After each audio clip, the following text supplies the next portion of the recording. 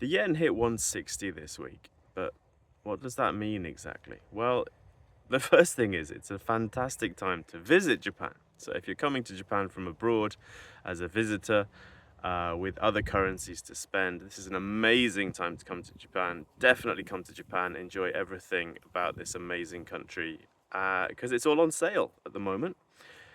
We don't know if it's going to be this cheap again. Seize the moment, come over here, have a great time.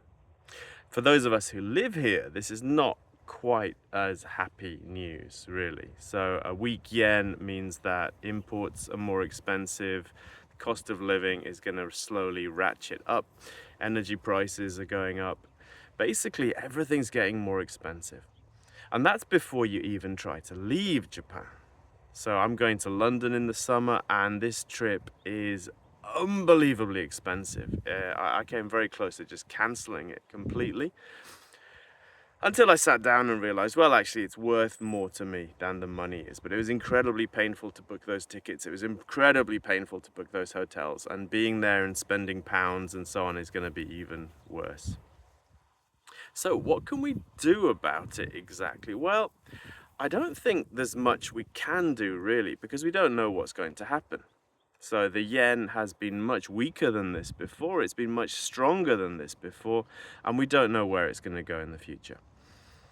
Even in the short term, is it going to go back over 160 in the near future, or is it going to come back down to the 50s or even 40s level? We have no idea. So there's no action you can take really, other than really thinking about what you're doing with your money and what your future looks like and what your time frame looks like and how you want to adjust between having money in yen, in cash, which is going to lose ground to inflation. It's going to get less valuable as time goes on.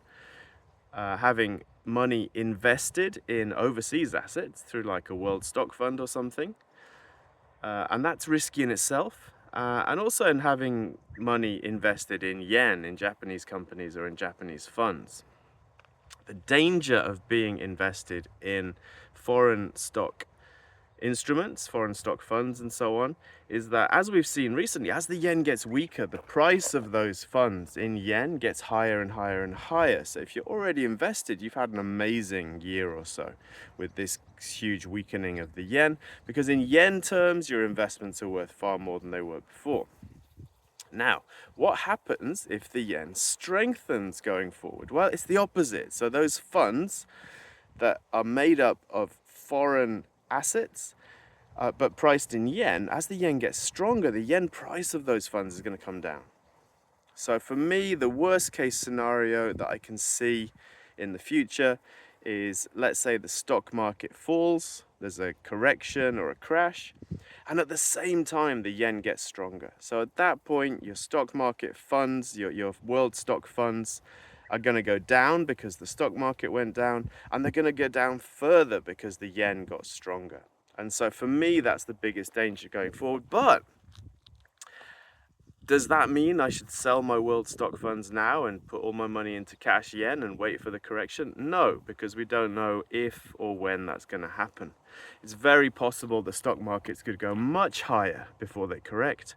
It's very possible the yen could get much weaker before it strengthens. So for me, I'm going to remain agnostic. I'm going to leave my investments where they are. I'm going to keep adding to my NISA account, keep adding to my iDeCo account. I have increased my yen cash holdings a little bit, so I have a much bigger emergency fund, cost of living fund than I had before. But otherwise, everything is staying the same. I'm going to keep investing because I don't know what's going to happen. If I did know, I'd be able to take action on that, but I don't know. So it's just a case of wait and see. If you're just starting out, you haven't got all that money invested yet, then go for it. Just put in your monthly investments every month. Try and ignore the noise, because over 30 or 40 years, this isn't going to make any difference.